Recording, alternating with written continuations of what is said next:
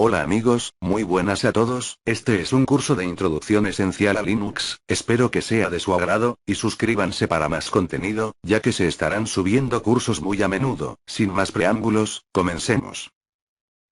1. Introducción. En este capítulo vamos a explorar la evolución del Linux marca registrada y los sistemas operativos populares. También vamos a hablar sobre las consideraciones para elegir un sistema operativo. Linux es de código abierto. ¿Qué significa eso? El código que impulsa a Linux no es propiedad de una empresa. En cambio, lo desarrolla la comunidad que lo usa. ¿Por qué es esto bueno? Libera a los usuarios de los costos de licencia y permite modificar el código según las necesidades cambiantes. Linux marca registrada es una marca registrada de Linus Torvalds en los Estados Unidos y otros países. 2. La evolución del Linux y los sistemas operativos populares. La definición de la palabra Linux depende del contexto en el que se utiliza. Linux se refiere al kernel. Es el controlador central de todo lo que pasa en el equipo, veremos más detalles a continuación. Quienes dicen que su equipo se ejecuta con Linux generalmente se refiere al kernel y el conjunto de herramientas que vienen con él, llamados distribución. Si tienes experiencia con Linux, probablemente te refieres a los propios programas, aunque dependiendo del contexto, podrías hablar sobre tu capacidad de ajustar con precisión el kernel. Cada uno de estos componentes será explorado para que puedas entender exactamente qué papel juega cada uno. El término que más complica las cosas es Unix. Unix era originalmente un sistema operativo desarrollado en los laboratorios de Bell Attity en la década de 1970. Este fue modificado y bifurcado, es decir, las personas lo modificaron y estas modificaciones sirvieron de base para otros sistemas. En la actualidad hay muchas variantes de Unix. Sin embargo, Unix es ahora una marca registrada y una especificación, propiedad de un consorcio industrial llamado Open Group. Solo el software que ha sido certificado por el Open Group puede llamarse Unix. A pesar de la adopción de todos los requisitos de la especificación de Unix, Linux no ha sido certificado. Eso significa que Linux realmente no es un Unix. Es solo, como Unix. 1 de febrero de 2001. Rol del kernel. El kernel del sistema operativo es como un controlador de tráfico aéreo en un aeropuerto. El kernel determina qué programa obtiene qué pedazos de memoria, arranca y mata a los programas, y se encarga de mostrar texto en un monitor. Cuando una aplicación necesita escribir en disco, debe pedir al sistema operativo que lo haga. Si dos aplicaciones piden el mismo recurso, el kernel decide cuál de las dos lo recibe y en algunos casos, mata a una de las aplicaciones para salvar el resto del sistema. El kernel también se encarga de cambiar entre aplicaciones. Un equipo tendrá un pequeño número de procesadores CPU y una cantidad finita de memoria. El kernel se encarga de descargar una tarea y cargar una nueva si hay más tareas que push. Cuando la tarea actual se ha ejecutado una cantidad suficiente de tiempo, la CPU detiene la tarea para que otra pueda ejecutarse. Esto se llama multitarea preferente. Multitarea significa que la computadora realiza varias tareas a la vez, preferente significa que el kernel decide cuándo cambia el enfoque entre las tareas. Con las tareas de conmutación rápida, parece que el equipo está haciendo muchas cosas a la vez. Cada aplicación puede pensar que tiene un bloque grande de memoria en el sistema, pero es el kernel que mantiene esta ilusión, reasignando bloques más pequeños de memoria, intercambiando bloques de memoria con otras aplicaciones, o incluso sacando al disco bloques que aún no se hayan tocado. Cuando el equipo arranca, carga un pequeño trozo de código llamado gestor de arranque. El gestor de arranque debe cargar el kernel y arrancarlo. Si estás más familiarizado con sistemas operativos como Microsoft Windows y Apple OS X, probablemente nunca ves al gestor de arranque, pero en el ambiente de Unix es generalmente visible por lo que puedes modificar la manera en la que tu equipo arranque. El gestor de arranque carga el kernel de Linux y luego transfiere el control. Linux continúa con el funcionamiento de los programas necesarios para hacer que el equipo sea útil, tales como conexión a la red o abrir un servidor web. 1 de febrero de 2002. Las aplicaciones. Al igual que un controlador de tráfico aéreo, el kernel no es útil sin tener algo que controlar. Si el kernel es la torre, las aplicaciones son los aviones.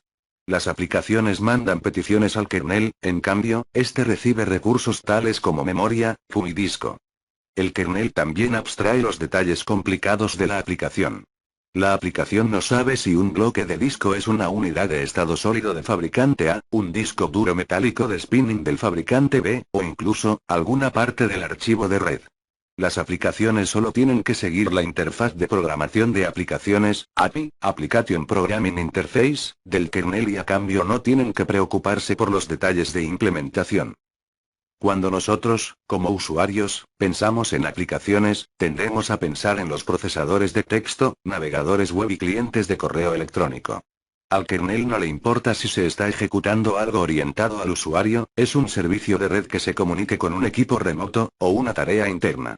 Por lo tanto, de esto obtenemos una abstracción llamada proceso. Un proceso es solamente una tarea que está cargada y rastreada por el kernel. Una aplicación puede necesitar incluso múltiples procesos para funcionar, por lo que el kernel se encarga de ejecutar los procesos, los arranca y para según lo requerido, y entrega a los recursos del sistema. 1 de febrero de 2003 Rol de código abierto Linux comenzó como un proyecto de pasatiempo por Linus Torvalds en 1991. Hizo la fuente disponible libremente y otros se unieron para formar este sistema operativo de vanguardia. Su sistema no fue el primero desarrollado por un grupo. Sin embargo, ya que fue un proyecto creado desde cero, los primeros usuarios podían influir el rumbo del proyecto y asegurarse de que no se repitieran los errores de otros Unixes. Los proyectos de software toman la forma de código fuente, que es un conjunto de instrucciones de cómputo legibles para el humano. El código fuente puede escribirse en cualquiera de los cientos de lenguajes diferentes. Linux ha sido escrito solamente en C, que es un lenguaje que comparte historia con el Unix original. El código fuente no se entiende directamente por el equipo, por lo que debe ser compilado en instrucciones de máquina por un compilador. El compilador reúne todos los archivos fuente y genera algo que se puede ejecutar en el equipo, como el kernel de Linux. Históricamente, la mayor parte del software se ha publicado bajo una licencia de código cerrado, lo que significa que obtienes el derecho a utilizar el código de máquina, pero no puedes ver el código fuente. A menudo la licencia dice específicamente, que no se intente revertir el código máquina al código de fuente para averiguar lo que hace. El código abierto toma una vista centrada en la fuente del software. La filosofía de código abierto es que tienes derecho a obtener el software y modificarlo para tu propio uso. Linux adoptó esta filosofía con gran éxito. La gente tomó la fuente, hizo cambios y lo compartió con el resto del grupo. Junto a esto, fue el proyecto GNU Unix. Mientras que GNU estaba construyendo su propio sistema operativo, eran mucho más eficaces en la creación de las herramientas que están de acuerdo con el sistema operativo Unix, como los compiladores y las interfaces de usuario. La fuente era completamente gratuita, así que Linux pudo enfocar sus herramientas y proporcionar un sistema completo. Como tal, la mayoría de las herramientas que forman parte del sistema Linux provienen de estas herramientas GNU. Hay muchas diversas variantes en código abierto, y los veremos en un capítulo posterior. Todos coinciden en que debes tener acceso al código fuente, pero difieren en cómo puedes, o en algunos casos, cómo debes redistribuir los cambios.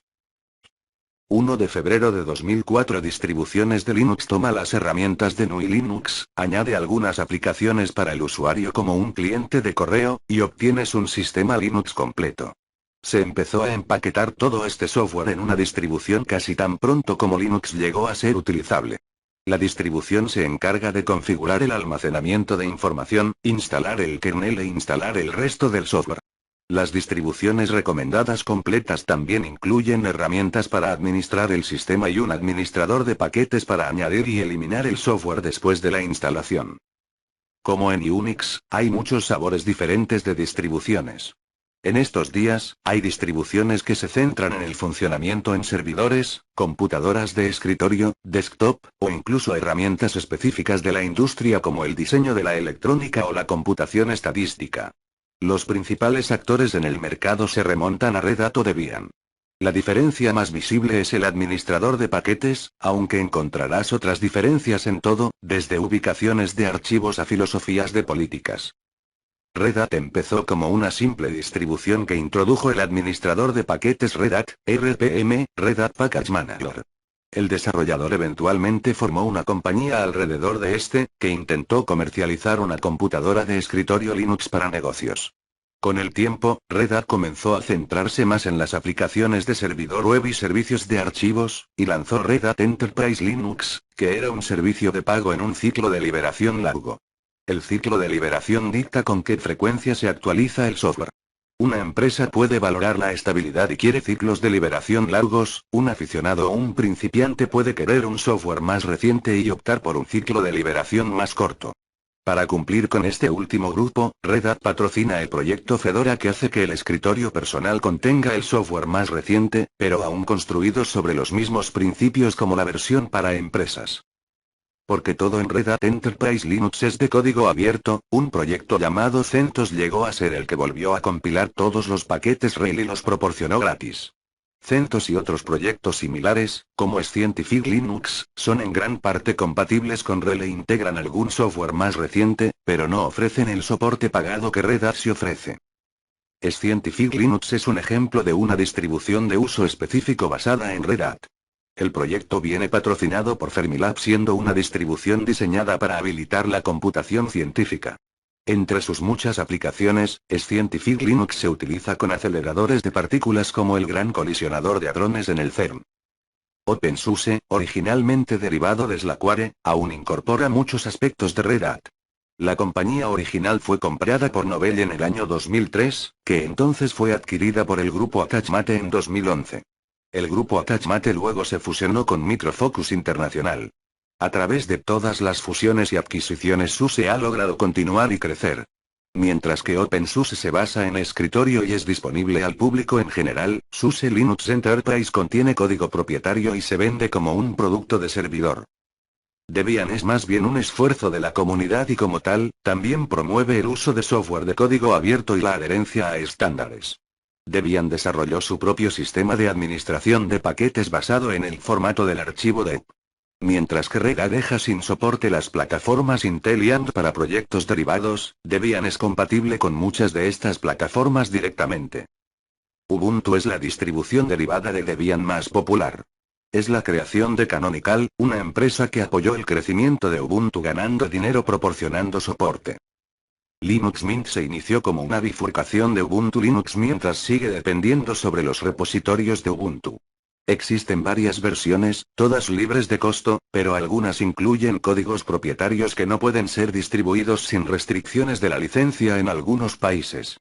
Linux Mint está suplantando rápidamente Ubuntu como solución de Linux escritorio más popular del mundo. Hemos tratado el tema de las distribuciones mencionadas específicamente en los objetivos de Linux Essentials.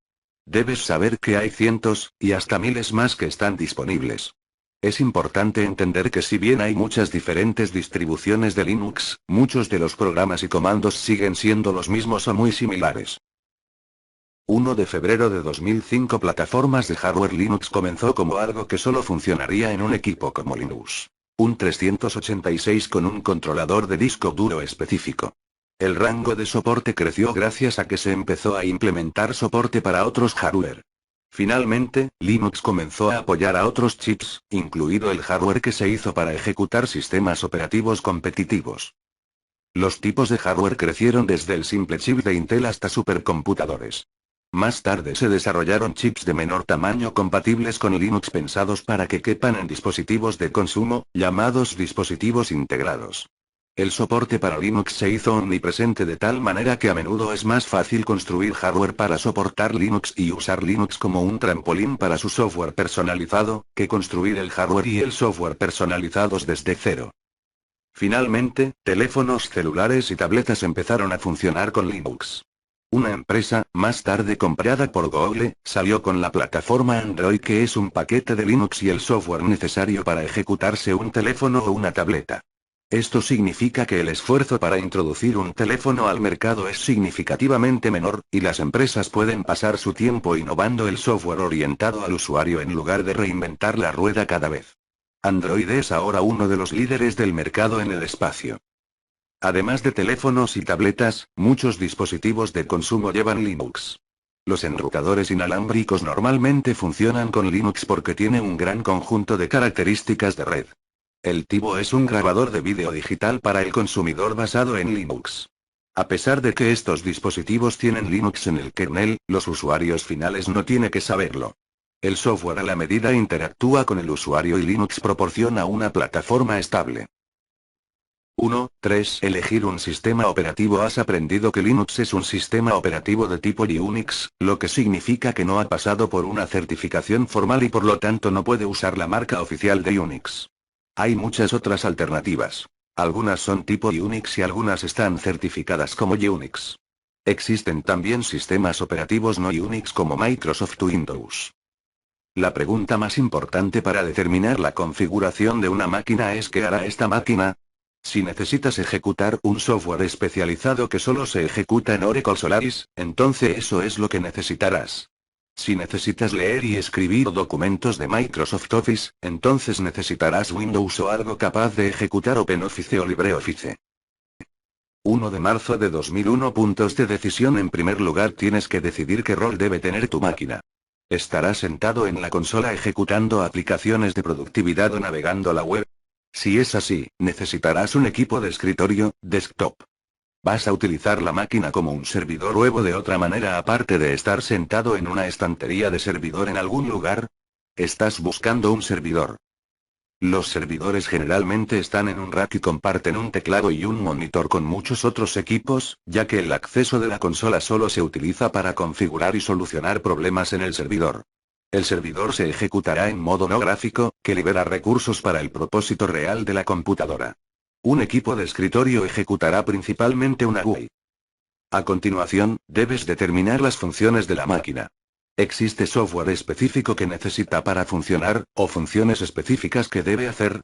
¿Quieres manejar cientos o miles de estas máquinas al mismo tiempo? ¿Cuál es el conjunto de habilidades del equipo que administra la máquina y del software? También debes determinar la vida útil y la tolerancia de riesgo del servidor. Los sistemas operativos y actualizaciones de software vienen sobre una base periódica, llamada el ciclo de liberación. Los proveedores de software solo darán soporte a las versiones anteriores del software durante un tiempo antes de que ya no ofrezcan las actualizaciones, lo que se llama ciclo de mantenimiento, o ciclo de vida. Por ejemplo, las versiones principales de Fedora Linux salen aproximadamente cada 6 meses. El fin de vida, EOL, End of Life, de las versiones se considera después de 2 versiones principales más un mes, por lo que tienes entre 7 y 13 meses después de instalar Fedora antes que necesites actualizaciones. Compara esto con la variante del servidor comercial, Red Hat Enterprise Linux, y puedes utilizarla hasta 13 años sin la necesidad de actualizar. Los ciclos de mantenimiento y liberación son importantes porque en un entorno de servidor empresarial las actualizaciones importantes del servidor requieren mucho tiempo y por lo tanto se hacen raramente. En cambio, el propio servidor se reemplaza cuando hay actualizaciones importantes o reemplazos de las aplicaciones que requieren actualización del sistema operativo. Del mismo modo, un ciclo de liberación lento es importante porque las aplicaciones a menudo se enfocan en la versión actual del sistema operativo y querrás evitar la sobrecarga de las constantes actualizaciones para mantenerse al día en los servidores y sistemas operativos. Hay una gran cantidad de trabajo involucrada en la actualización de un servidor, y la función del servidor tiene a menudo muchas personalizaciones que dificultan el portar a un nuevo servidor. Esto requiere mucho más pruebas que si solo se haya actualizado una aplicación. Si te dedicas al desarrollo de software o al trabajo tradicional de escritorio, a menudo querrás tener el software más reciente. El software más reciente tiene mejoras en funcionalidad y aspecto que contribuyen a que el uso del equipo sea más agradable. Un escritorio frecuentemente guarda su trabajo en un servidor remoto, por lo que el escritorio se puede limpiar e instalar el sistema operativo más reciente con poca interrupción. Las versiones de software individuales se pueden caracterizar por ser beta o estables. Una de las ventajas de ser un desarrollador de código abierto es que puedes liberar tu nuevo software y rápidamente obtener retroalimentación de los usuarios. Si una versión de software está en una etapa de muchas funciones nuevas que no han sido rigurosamente probados, por lo general se denomina beta. Después de que tales funciones hayan sido probadas en el campo, el software se mueve a un punto estable. Si necesitas las últimas funciones, buscarás una distribución que tiene un ciclo de liberación corto y el software beta es de fácil uso. Cuando se trate de un servidor querrás un software estable a menos que las nuevas funciones sean necesarias y no te importe ejecutar código que no haya sido completamente probado. Otro concepto ligeramente relacionado es la compatibilidad con versiones anteriores. Esto se refiere a la capacidad de un sistema operativo más reciente de ser compatible con el software creado para las versiones anteriores. Esto es generalmente una preocupación si necesitas actualizar tu sistema operativo, pero no estás en condiciones de actualizar el software de la aplicación. Por supuesto, el costo siempre es un factor. Linux en sí podría ser gratuito, pero tendrías que pagar por soporte dependiendo de las opciones que elijas. Microsoft tiene costo de licencia de servidor y podría aplicar los gastos adicionales de soporte durante la vigencia del servidor. El sistema operativo que hayas elegido puede que solo se ejecute en un hardware en particular, lo que también afecta el costo. 1 de marzo de 2002 Microsoft Windows. El mundo de Microsoft divide los sistemas operativos de acuerdo al propósito de la máquina. Escritorio o servidor. La edición de escritorio de Windows ha experimentado diversos esquemas de nomenclatura con la versión actual, al momento de escribir esto, siendo ahora simplemente Windows 8. Nuevas versiones del escritorio salen cada 3, 5 años y tienden a recibir soporte por muchos años. La compatibilidad con versiones anteriores es también una prioridad para Microsoft, llegando incluso a agrupar la tecnología de la máquina virtual para que los usuarios puedan ejecutar software antiguo. En el mundo de los servidores existe Windows Server. Actualmente hay, hasta la fecha de este texto, la versión 2012 para indicar la fecha de lanzamiento. El servidor ejecuta una GUI, pero en gran parte como una respuesta competitiva a Linux. Ha hecho progresos sorprendentes en la línea de comandos con capacidades de scripting a través de PowerShell.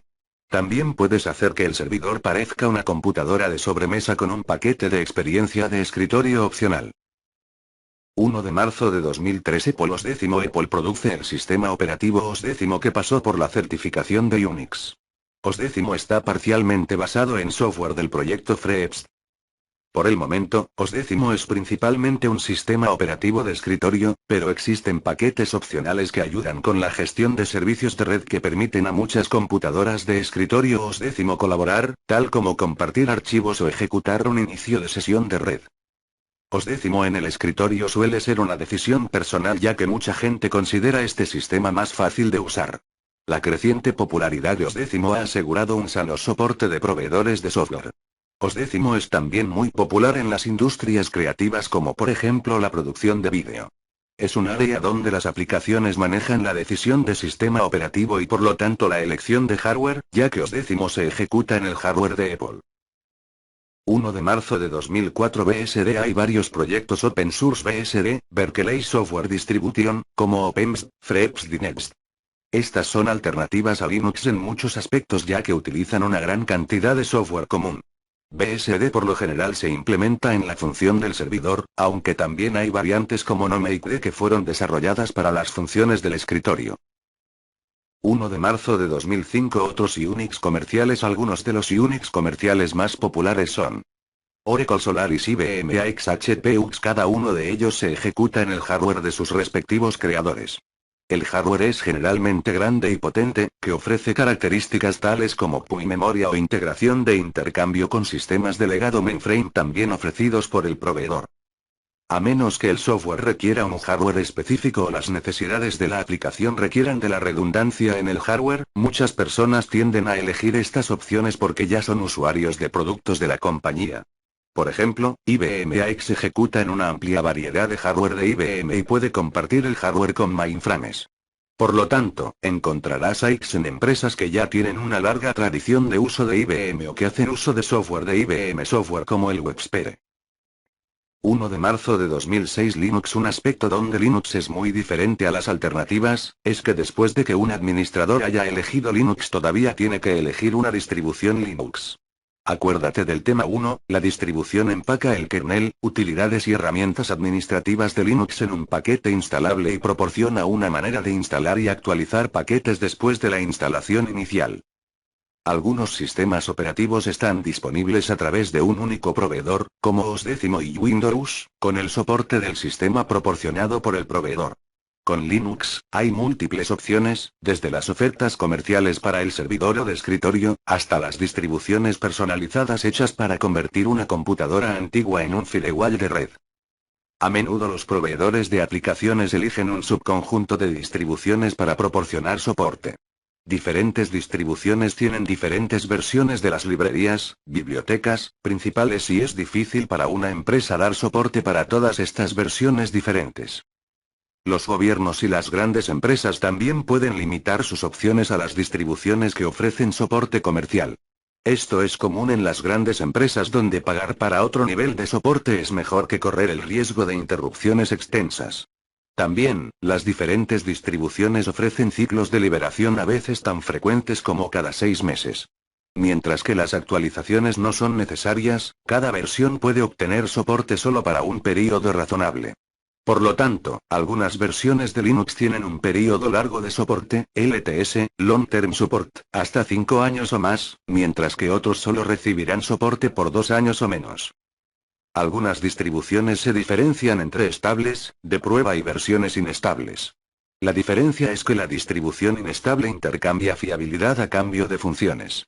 Cuando las funciones se hayan integrado en el sistema por mucho tiempo y muchos de los errores y problemas hayan sido abordados, el software pasa por pruebas para ser una versión estable. La distribución Debian advierte a los usuarios sobre los peligros de usar la liberación SID con la siguiente advertencia. SID está sujeta a cambios masivos y actualizaciones de librerías, biblioteca. Esto puede resultar en un sistema muy inestable que contiene paquetes que no se pueden instalar debido a la falta de librerías, dependencias que no se pueden satisfacer, etc. Usar bajo el propio riesgo. Otras versiones dependen de las distribuciones beta. Por ejemplo, la distribución de Fedora libera las versiones beta o versiones de su software antes de la liberación completa para minimizar errores. Fedora se considera a menudo una comunidad orientada a la versión beta de Red Hat. Se agregan y cambian las funciones en la versión de Fedora antes de encontrar su camino en la distribución de Red Hat Enterprise. Puntos de decisión. En primer lugar, tienes que decidir qué rol debe tener tu máquina. ¿Estarás sentado en la consola ejecutando aplicaciones de productividad o navegando la web? Si es así, necesitarás un equipo de escritorio, desktop. ¿Vas a utilizar la máquina como un servidor web o de otra manera aparte de estar sentado en una estantería de servidor en algún lugar? ¿Estás buscando un servidor? Los servidores generalmente están en un rack y comparten un teclado y un monitor con muchos otros equipos, ya que el acceso de la consola solo se utiliza para configurar y solucionar problemas en el servidor. El servidor se ejecutará en modo no gráfico, que libera recursos para el propósito real de la computadora. Un equipo de escritorio ejecutará principalmente una GUI. A continuación, debes determinar las funciones de la máquina. ¿Existe software específico que necesita para funcionar, o funciones específicas que debe hacer? ¿Quieres manejar cientos o miles de estas máquinas al mismo tiempo? ¿Cuál es el conjunto de habilidades del equipo que administra la máquina y del software? También debes determinar la vida útil y la tolerancia de riesgo del servidor. Los sistemas operativos y actualizaciones de software vienen sobre una base periódica, llamada el ciclo de liberación. Los proveedores de software solo darán soporte a las versiones anteriores del software durante un tiempo antes de que ya no ofrezcan las actualizaciones, lo que se llama ciclo de mantenimiento, o ciclo de vida. Por ejemplo, las versiones principales de Fedora Linux salen aproximadamente cada 6 meses.